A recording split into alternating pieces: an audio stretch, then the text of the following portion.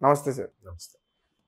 So ఒక వ్యక్తి తన ఫేస్బుక్ అకౌంట్లో ఒక పోస్ట్ పెట్టడం జరిగింది. ఆ పోస్ట్లో ఏముందంటే అయోధ్యలో ఏదైతే ఆలయం ఉందో ఆ ఆలయం పైన పాకిస్తాన్ జెండా ఎగురుతున్నట్టు ఆ వ్యక్తి యొక్క పోస్ట్లో ఉంది. వెంటనే పోలీసులు అతను అరెస్ట్ చేయడం జరిగింది. సో దాని గురించి అంటే రామ్ మందిరం మీద పాకిస్తాన్ జెండా ఎగురుతున్నట్టుగా అంటే మరి అంటే మన దేశ దౌర్భాగ్యం అనుకోవాలో ఏమనుకోవాలో తెలియదు. నాకు అసలు సిటీకి రాకముందు కూడా అటువంటి అభిప్రాయం ఉండేది కాదు. హైదరాబాద్ అంటే మన భారతదేశంలో ఒక భూభాగమే, అలాగే మన ఆంధ్రప్రదేశ్లో ఒక భాగమే అని ఫీలింగ్ ఉండేది. అంటే నేను సమైక్యాంధ్ర ఉమ్మడి ఆంధ్ర ఉన్నప్పుడు వచ్చాను సిటీకి. సో ఒకసారి కృష్ణవంశీ గారి ఖడ్గం సినిమా చూశాను నేను. ఖడ్గం సినిమాలో శ్రీకాంత్ ఇలాగే హీరో శ్రీకాంత్ గారు కదా, వెళ్ళిపోతుంటే ఓల్డ్ సిటీ మీదుగా ఆయన జీప్లో వెళ్ళిపోతుంటాడు. వెళ్తుంటే పాకిస్తాన్ జిందాబాద్ అని పాకిస్తాన్ క్రికెట్ మ్యాచ్లో పాకిస్తాన్ గెలవాలన్నట్టు కూడా అక్కడ కొంతమంది యువకులు నినాదాలు చేస్తుంటారు. వెంటనే ఈయన జీప్ ఆపి మరి కూడా ఈయన ఒక కాపు, అదే పోలీసుడు, వాళ్ళందరినీ చెదగొట్టి వస్తే అప్పుడు పక్కన చెప్తాడు, ఎందుకో ఆయనకి ఏదైనా పర్లేదు కానీ పాకిస్తాన్ పేరు కానీ ఆ తీవ్రవాదం కానీ వింటే మాత్రం మనిషిలా ఉండడు, చెలరైపోతాడు అన్నట్టుగా చెప్తాడు పక్కన క్యారెక్టర్ ఎవరు. నేను ఇది సినిమాలో పెట్టాడేమనుకున్నా, తర్వాత నేను సిటీకి వచ్చాక నాకు చాలా వరకు కొన్ని అర్థమయ్యాయి. ఇట్లా అక్కడ కొంతమంది పాకిస్తాన్కి సపోర్టుగా మాట్లాడతారని, పాకిస్తాన్ కోసం ఇట్లా చేస్తారని. సో అది ఇక్కడ హైదరాబాదే కాదు, దేశంలో చాలా చోట్ల కూడా ఇట్లాంటి ధోరణి ఉన్నట్టుగా కనిపిస్తుంది కదా. ఇప్పుడు ఆ యువకుడు ఎవరో రామ్ మందిరం మీద పాకిస్తాన్ జెండా ఎగరేసి ఫేస్బుక్లో పోస్ట్ చేశా, అదొక ఆనందం. వాడు సునకానందం పొందుతున్నాడు. అట్లా ఎట్లా అంటే, ఎలాగూ బాబ్రీ మసీదు కూల్చివేత జరిగింది 92 డిసెంబర్ 6. తర్వాత అప్పటి నుంచి సుదీర్ఘ పోరాటము, లేదంటే దానికి సంబంధించిన ప్రూఫ్సో న్యాయ వ్యవస్థతో పటిష్టంగా ఉండడం వల్ల మొత్తానికి ఇన్నేళ్ళుగా పట్టింది. 92, ఇది 2002, 2012, 2022, అంటే సుమారుగా 32 ఏళ్ళ తర్వాత, 30 ఏళ్ళ తర్వాత తీర్పు వచ్చింది అనుకుందాం. కట్టడం ఒక 1 year 1.5 year అయింది కాబట్టి. సో ఇప్పటికీ కొంతమందికి ఆ ఫీలింగ్ ఉంటుంది. సో ఆ ఫీలింగ్ ఉన్న వాళ్ళు, మన దేశంలో ఉన్న వాళ్ళు కూడా ఇప్పుడు మసీదు కూల్చేయడం అనేది ఒక విధంగా తప్పే, కాసేపు అనుకుంది. తప్పైనప్పుడు ఆ పర్టికులర్ మసీదు కట్టి చూపించుకొని వాడు మతం గురించి పోవడం అన్నప్పుడు తప్పులేదు. కానీ ఆ మసీదు మీద పక్క మత, మనకు దాయాది దేశమైన, మనకు ఎప్పుడు ఆజన్మ శత్రువుగా ఉండే పాకిస్తాన్ జెండా ఎగరడం అనేది చర్చనీయాంశమైంది కదా. ఇలాంటి చాలామంది మన దగ్గర కొంతమంది ఒక పర్టికులర్ మైనారిటీకి చెందిన వ్యక్తులు ఐఎస్ఐ తీవ్రవాదం కానీ కొన్ని రకాల తీవ్రవాద సంస్థలకి మొగ్గు చూపడం, వాళ్ళ వీడియోస్ని ఎక్కువగా చూడడం, ఇట్లా కూడా జరుగుతుందండి. ఒక 2 years బ్యాక్ ఇలాగే నేషనల్ ఇన్వెస్టిగేషన్ ఏజెన్సీ అని ఉంటుంది, ఎన్ఐఏ వాళ్ళు కూడా ఇలాగే ఎప్పటికప్పుడు నిఘా పెడుతూ ఉంటారు. ఎవరెవరు ఎక్కువగా ఏ సైట్ల వైపు మొగ్గు చూపుతున్నారు, అవి ఎటువంటి సంఘ విద్రోహ శక్తులకి కార్యకలాపాలకి పాల్పడబోతున్నారు అని ఒక కన్నేసించుతుంది. అలా కన్నేసించినప్పుడు కరోనా ముందు అనుకుంటానండి, కరోనా తర్వాత ఒక 40 మంది కుర్రాల్ని, కేవలం హైదరాబాద్కి చెందిన 40 మంది కుర్రాల్ని ఎన్ఐఏ వాళ్ళు వాళ్ళ హైదరాబాద్లో మన దాన్ని ఏమంటారు, కంట్రోల్ రూమ్ అంటారు, కంట్రోల్ రూమ్ పక్కన ఒక ఇది ఉంటుంది, అక్కడ తీసుకొచ్చి వాళ్ళందరికీ కౌన్సిలింగ్ ఇప్పించారు.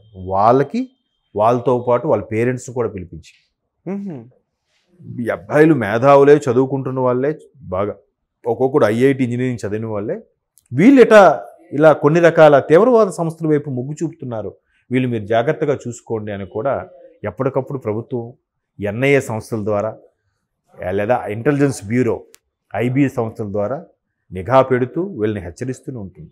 బట్ అప్పటికీ కొంతమంది స్లీపర్ సెల్స్గా పనిచేస్తూనే ఉంటారు. మరి దానికి మనం ఏం చేయలేం, అది ఇంకా వాళ్ళ విజ్ఞతకే వదిలేయాలి. ఓకే, ఎవడు పుట్టిన దేశం వాడిది కదా, ఎవరు పుట్టిన ఎక్కడ బతికితే అది కదా. ఇప్పుడు మీ ఊరు వచ్చి నేను మా ఊరు అనలేను, మా ఊరు వచ్చి మీరు మీ ఊరు అనలేరు. నా ఊరు అంటే నా సొంతం కొనుక్కున్నది కాదు, నేను పుట్టి పెరిగిన ఊరు, నా సొంత గడ మీద నాకు అభిమానం ఉండాలిగా, నా ప్రేమ ఉండాలిగా. లేదా ఆ ఊరు, నా జిల్లా, నా రాష్ట్రం, నా దేశం. ఇప్పుడు నా ఊరు ఉంది, నా ఊరు నుంచి పక్క ఊరికి వెళ్ళానంటే నా ఊరు మీ ఊరు అని అంటాం. అదే ఆ పక్క ఊరోడు మీరు కలిసి వేరే జిల్లా వెళ్ళారనుకోండి, అప్పుడు మీరిద్దరు ఒకటైపోతారు, రే మేమిద్దరు ఒక జిల్లా రా అని. ఇలాగ 2 జిల్లాల వారు పక్క రాష్ట్రం వెళ్ళారనుకోండి, మేమందరం తెలుగు వారం రాని ఒకటైపోతాం మనం కదా. ఇలాగ ఈ 2 రాష్ట్రాల వారు, అక్కడ బీహార్ వాడు అవ్వచ్చు, ఉత్తరప్రదేశ్ వాడు అవచ్చు, ఇక్కడ ఆంధ్రప్రదేశ్ వాడు లేదా తెలంగాణ వాడు, వీళ్ళు వెళ్ళి వేరే కంట్రీ వెళ్ళారనుకోండి, అప్పుడు మనందరం ఇండియన్స్గా ఉంటాం. ఇక్కడ రాష్ట్రాలతో సంబంధం ఉండదు. విదేశాలకు వెళ్ళేసరికి మనందరం ఇండియన్స్. ఇండియాలో ఉంటే వేరు వేరు రాష్ట్రాలు ఉంటే మనం అందరం తెలుగు వాళ్ళం, మేము తమిళ వాళ్ళం అని ఉంటాం. అదే ఒకే రాష్ట్రంలో ఉంటే మేము ఈ జిల్లా వాళ్ళం, మీరు వైజాగ్ జిల్లా వాళ్ళం, మేము గోదావరి జిల్లా వాళ్ళం అనుకుంటాం కదా. అదే ఒకే జిల్లాలోకి వస్తే నేను మాది ఈ ఊర్రా, మీది ఈ ఊర్రా, ఈడు ఆ ఊరోడ్రా, ఆడు ఈ ఊరోడ్రా అని మాట్లాడుకుంటాం. ఆ ఫీలింగ్, ఆ ప్రాంతం అనేది ఉండాలి, మానవ సహజం.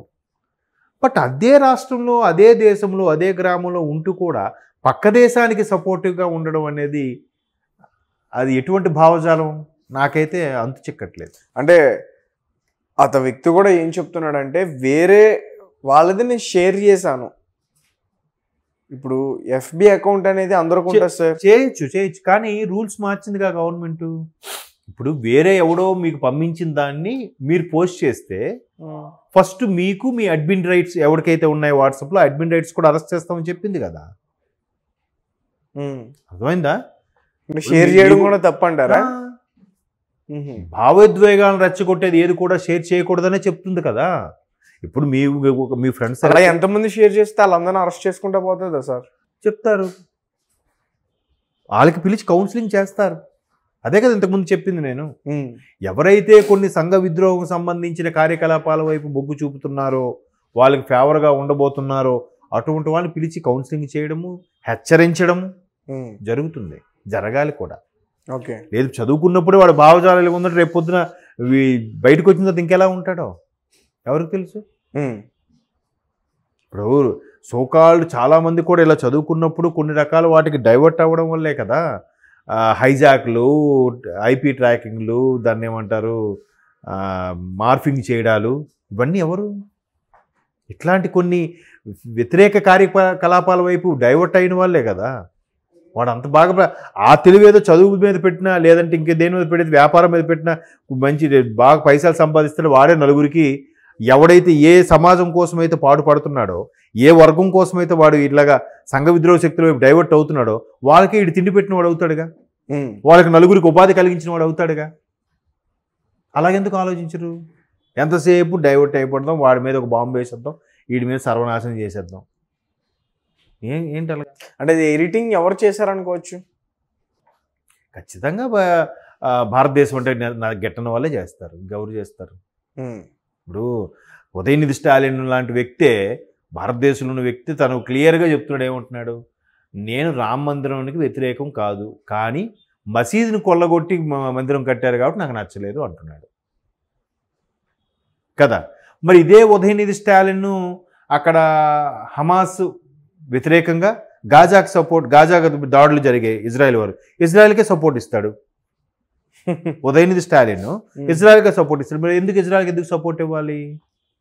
అంటే సేమ్ మైనారిటీ అనే అంటే అక్కడ ఇజ్రాయెల్కి మాత్రం న్యాయం ఉంది. ఏంటి? ఆ గాజా ప్రాంతం ఏదుందో అది ఒకప్పుడు ఇజ్రాయెల్కి చెందినది.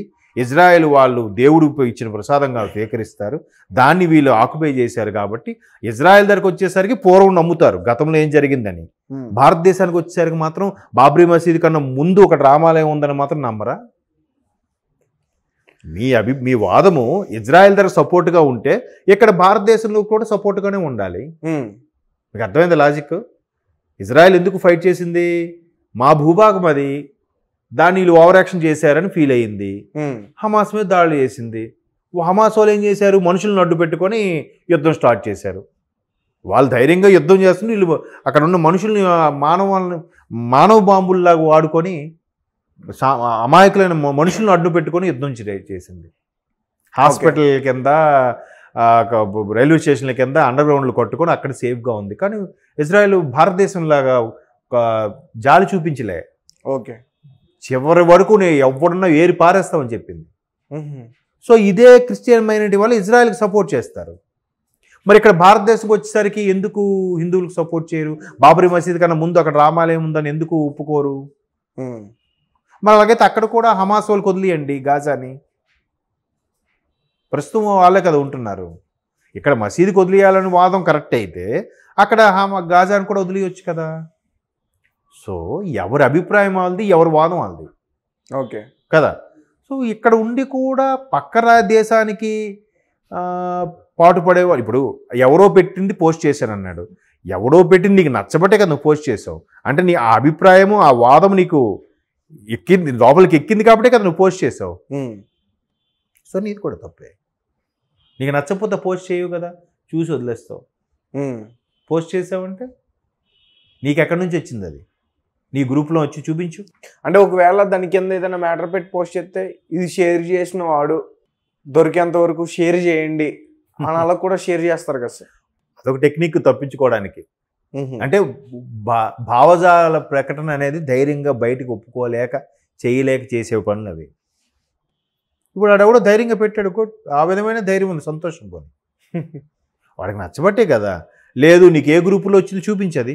నువ్వెవడో పెట్టాడన్నావు కదా, ఎక్కడి నుంచి వచ్చింది చూపించు, షోమి. ఓకే, అక్కడ దొరికిపోతాడుగా. వాడే క్రియేట్ చేశాడా, వాడే యానిమేషన్ చేశాడా, వాడే మార్ఫింగ్ చేశాడా? సహజం. అంటే కొన్ని అయినప్పుడు కొన్ని లాజిక్లు వస్తాయి. ఆ లాజిక్లకి వాళ్ళ దగ్గర ఆన్సర్లు ఉండవు. మన దగ్గర ఇలాగే ఉంటుంది. భారతదేశం ఏంటంటే మంది ఎక్కువైతే మజ్జిగ పలచన అన్నట్టుగా ఎంత జనాభా మీద కొన్ని రూల్స్ అమలుపరచడం కూడా కష్టమే. ఓకే. కొన్ని రాజ్యాంగ సవరణలు కూడా చెయ్యాలి, జరగాలి. ఎప్పుడుకోవద్దో మన జనరేషన్ చూస్తుందో లేదో తెలియదు.